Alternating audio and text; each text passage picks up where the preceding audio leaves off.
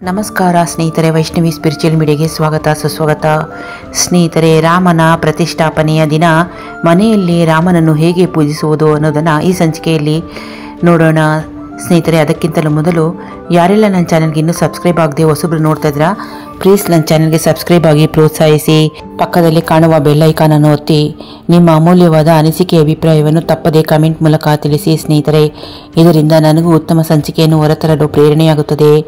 ಸ್ನೇಹಿತರೆ, ಅಯೋಧ್ಯೆ ರಾಮ ಮಂದಿರದಲ್ಲಿ ಶ್ರೀರಾಮನ ಪ್ರಾಣ ಪ್ರತಿಷ್ಠಾಪನೆ ದಿನ ನೀವು ಮನೆಯಲ್ಲಿ ಶ್ರೀರಾಮನನ್ನು ಪೂಜಿಸುವ ಮೂಲಕ ಅವನ ಆಶೀರ್ವಾದವನ್ನು ಪಡೆದುಕೊಳ್ಳಬಹುದು.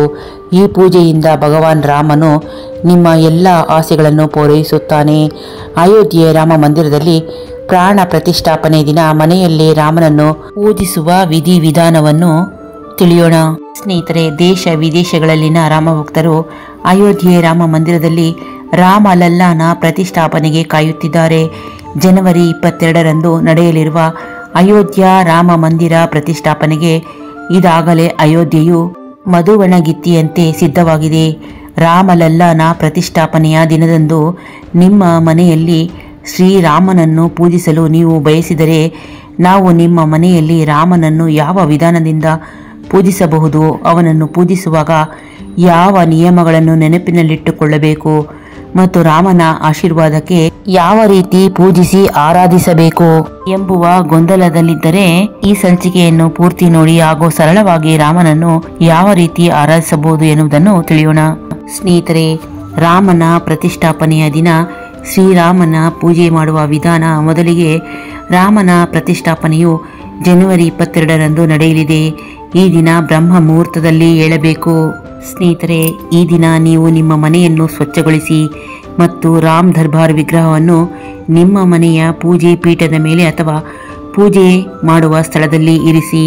ಸ್ನೇಹಿತರೆ, ಭಗವಾನ್ ರಾಮನನ್ನು ಪೂಜಿಸುವ ಮೊದಲು ನೀವು ಆಂಜನೇಯ ಸ್ವಾಮಿಯನ್ನು ಪ್ರಾರ್ಥಿಸಬೇಕು. ಬಜರಂಗ ಬಲಿ ಇಲ್ಲದೆ ಶ್ರೀರಾಮನ ಆಶೀರ್ವಾದ ಸಿಗುವುದಿಲ್ಲ. ಆದ್ದರಿಂದ ಮೊದಲು ಈ ದಿನ ಮನೆಯಲ್ಲಿ ಹನುಮಂತನಿಗೆ ಕೆಂಪು ವಸ್ತ್ರವನ್ನು ಅರ್ಪಿಸಿ, ಇದರ ನಂತರ ರಾಮನಿಗೆ ತುಪ್ಪದ ದೀಪವನ್ನು ಅರ್ಪಿಸಿ ಪೂಜೆಯನ್ನು ಮಾಡಿ. ಸ್ನೇಹಿತರೆ, ಪ್ರಾಣ ಪ್ರತಿಷ್ಠಾಪನೆಯ ದಿನದಂದು ತುಳಸಿ ಮಾಲೆಯನ್ನು ಹಿಡಿದು ಅಭಿಜಿತ್ ಮುಹೂರ್ತದಲ್ಲಿ 11 ಬಾರಿ ಸೀತಾರಾಮನ ಹೆಸರನ್ನು ಜಪಿಸಿ. ಭಗವಾನ್ ರಾಮನು ಅಭಿಜಿತ್ ಮುಹೂರ್ತದಲ್ಲಿ ಜನಿಸಿದನು. ಆದ್ದರಿಂದ ಈ ಮುಹೂರ್ತವು ಅವನನ್ನು ಪೂಜಿಸಲು ಅತ್ಯುತ್ತಮವೆಂದು ಪರಿಗಣಿಸಲಾಗಿದೆ. ಸ್ನೇಹಿತರೆ, ನೀವು ಈ ದಿನ ಶ್ರೀರಾಮ ರಕ್ಷಾ ಸ್ತೋತ್ರವನ್ನು ಸಹ ಪಠಿಸಬಹುದು.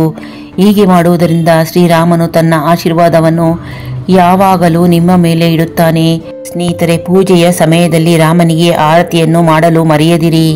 ಸ್ನೇಹಿತರೆ, ಈ ದಿನದಂದು ಭಗವಾನ್ ರಾಮನಿಗೆ ಒಣ ಹಣ್ಣುಗಳು ಮತ್ತು ಸಿಹಿ ತಿಂಡಿಗಳನ್ನು ಅರ್ಪಿಸಿ ಮತ್ತು ಅವುಗಳನ್ನು ನಿಮ್ಮ ಕುಟುಂಬದೊಂದಿಗೆ ವಿತರಿಸುವ ಮೂಲಕ ಪ್ರಸಾದವಾಗಿ ಸೇವಿಸಬಹುದು. ಸ್ನೇಹಿತರೆ, ಪ್ರಾಣ ಪ್ರತಿಷ್ಠಾಪನೆಯ ದಿನದಂದು ನೀವು ರಾಮಚರಿತ ಮಾನಸವನ್ನು ಪಠಿಸಬಹುದು ಅಥವಾ ರಾಮಾಯಣದ ಕಥೆಗಳನ್ನು ನಿಮ್ಮ ಮನೆಯಲ್ಲಿ ಬ್ರಾಹ್ಮಣರ ಸಹಾಯದಿಂದ ಮಾಡಬಹುದು. ಸ್ನೇಹಿತರೆ, ಈ ದಿನ ಮನೆಯ ಒಳಗೆ ಮತ್ತು ಹೊರಗೆ ದೀಪವನ್ನು ಬೆಳಗಿ ಹನುಮಾನ್ ಧ್ವಜವನ್ನು ಹಾಕಬೇಕು. ಭಗವಾನ್ ರಾಮನನ್ನು ನಿಜವಾದ ಭಕ್ತಿಯಿಂದ ಪೂಜಿಸುವುದರಿಂದ ಎಲ್ಲ ಕಷ್ಟಗಳು ಕಳೆದು ಇಷ್ಟಾರ್ಥಗಳು ಈಡೇರುತ್ತವೆ ಮತ್ತು ನೀವು ಜೀವನದಲ್ಲಿ ಯಾವಾಗಲೂ ಸಂತೋಷವಾಗಿ ಇರಬಹುದು. ಸ್ನೇಹಿತರೆ, ರಾಮ ಮಂದಿರದಲ್ಲಿ ರಾಮನ ಪ್ರಾಣ ಪ್ರತಿಷ್ಠಾಪನೆ ದಿನದಂದು ಮನೆಯಲ್ಲಿ ಕುಳಿತು ರಾಮನ ಪೂಜೆಯನ್ನು ಈ ಮೇಲಿನಂತೆ ಮಾಡುವುದರಿಂದ ಶ್ರೀರಾಮನ ಆಶೀರ್ವಾದವನ್ನು ಪಡೆದುಕೊಳ್ಳಬಹುದು. ನೋಡಿದ್ರಲ್ಲ ಸ್ನೇಹಿತರೆ, ಅಯೋಧ್ಯೆಯಲ್ಲಿ ರಾಮ ಪ್ರತಿಷ್ಠಾಪನೆಯ ದಿನದಂದು ಅಂದರೆ ಜನವರಿ 22ರಂದು ನಾವು ಸಹ ಮನೆಯಲ್ಲೇ ಕುಳಿತು ರಾಮನನ್ನು ಪೂಜಿಸಿ ಜಪಿಸಿ ಹಾಗೂ ಅವನ ಕೃಪೆಗೆ ಪಾತ್ರರಾಗಿ ರಾಮನ ಆದರ್ಶಗಳು ನಮ್ಮ ಜೀವನದಲ್ಲೂ ಸ್ವಲ್ಪವಾದರೂ ಬಂದು ನಮ್ಮ ಜೀವನ ಸಂಪತ್ಭರಿತವಾಗಿರಲಿ, ಆದರ್ಶಮಯವಾಗಿರಲಿ ಹಾಗೂ ದೇಶವು ಆದರ್ಶವಾಗಿರಲಿ. ಇಡೀ ಜಗತ್ತಿಗೆ ರಾಮನು ಆದರ್ಶವಾದ ಸಂದೇಶವನ್ನು ಕೊಡಲಿ ಎನ್ನುತ್ತಾ ರಾಮನನ್ನು ಪೂಜಿಸೋಣ.